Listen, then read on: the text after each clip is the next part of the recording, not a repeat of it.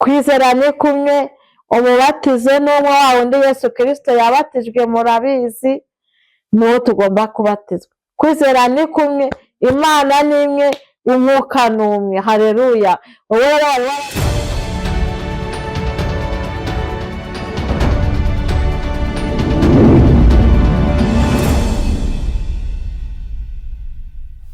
Turabashuhuje abadukurikiye mwese, abakurikiye Mukakarangwa TV, amahoro y'Imana no gufashwa n'umwuka wera bibane namwe. Amen.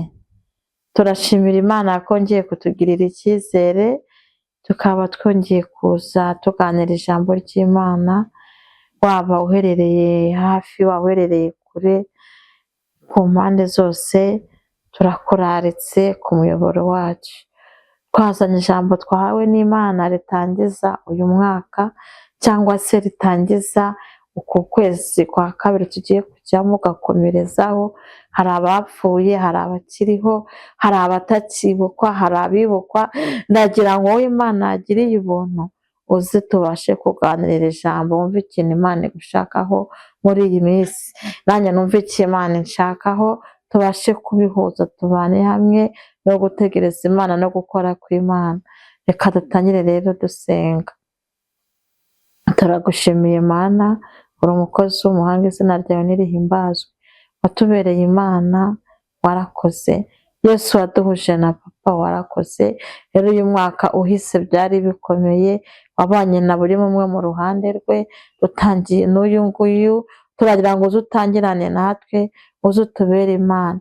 Ariko hari icyo dushakaho, turasenze kugira ngo icyo dushakaho tubashe kugisohoza, tubashe kugishyira mu bikorwa, icyo dushakaho tubashe komatana nawe, icyo dushakaho kibashe kugira umumaro munini kuri twe.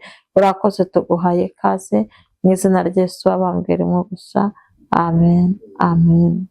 Kwizera Kristo, kwizera Kristo, niko kudushoboza kunesha iby'iyi si. Kwizera Kristo, kwizera Kristo, niko kudushoboza kunesha iby'iyi si. Haleluya. Ntabwo twayirangiza, ariko ufashwe n'aya magambo atangira avuga ngo kwizera Kristo niko konyine kudushoboza kunesha iby'iyi si. Imana yacu ishimwe kandi Imana iguhe kwizera. Tugiye gusoma mu Befeso 4, turasoma kuva ku murongo waho wa 3. Haranditse ngo mugire umwete wo gukomeresha ubumwe bw'umwuka, umurunga w'amahoro. Hariho umubiri umwe n'umwuka umwe, nk'uko mwahamagariwe icyiringiro kimwe cyo guhamagarwa kwanyu. Hariho umwami umwe no kwizera kumwe n'umubatizo umwe. Hariho Imana imwe ariyo Data wa twese, udusumba twese, uri hagati yacu twese kandi turimo twese. Amen. Haleluya. Dusoma ijambo ry'Imana ritubwira ngo noneho rero mugire umwete wo gukomeresha ubumwe bw'umwuka. Haleluya. Ijambo mfite ni iryo gukomeresha ubumwe bw'umwuka. Niwumva umuvandimwe afite ibintu bimuremereye, ntabwo ukwiye kumuta mu bibazo. Ndagira ngo nkubwire ngo hari igihe umwaka uba mubi, ubundi uje ukaba mwiza. Hari igihe mu materaniro wowe waba urwaye cyangwa ibigeragezo bikuremereye, abandi bimeze neza. Hari igihe aho waba mu bana baba bimeze neza, wowe bitameze neza. Ariko ijambo riravuze ngo Imana iritegereza, iravuga ngo yemwe, Imana irahamagara, ibwira Abefeso, Pawulo arababwira ngo nimwumve icyo nababwira, nimugire umwete wo gukomereshanya kandi mubikorere mu mwuka. Arababwira ngo kandi ngo mugire umwete. Haleluya. Abantu bari baracitse intege mu gukomeza abandi no kubaba hafi, Imana yongere ibasange babyuke.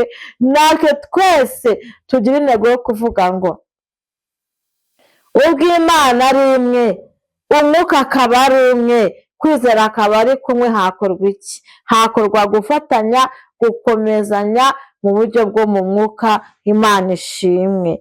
Hepfo hakavuga ngo hariho Imana imwe ariyo Data wa twese, uri hagati yacu twese kandi uturimo twese. Amen. Imana irangije ibwira Pawulo ngo nabwira Abefeso ngo hariho Imana imwe iba hagati muri twe ikabana natwe.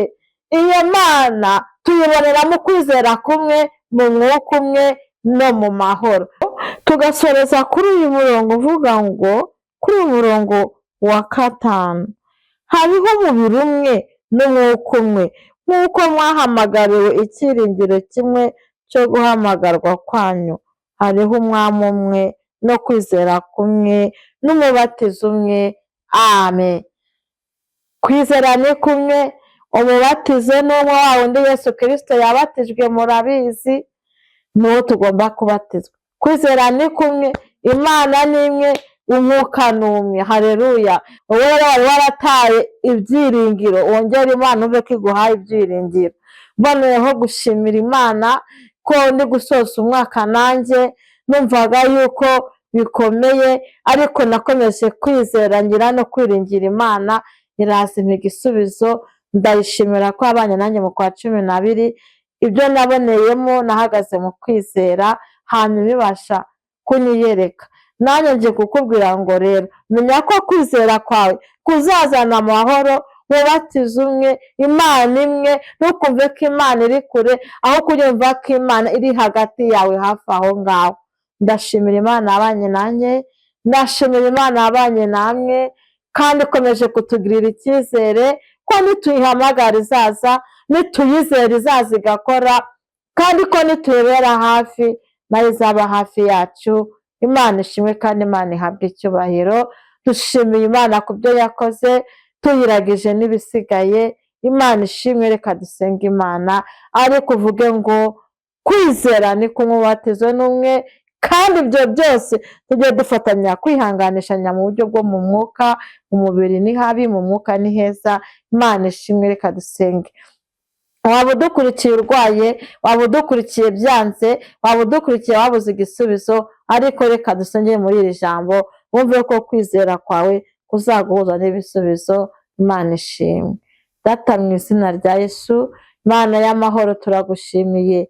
Watugiriye neza, uduha ibintu bitandukanye, uduhereza amahoro, uduha kuzana n'umubatizo umwe, wongeraho no kuduha kuba hagati muri twebwe, ukaba Data wa twese.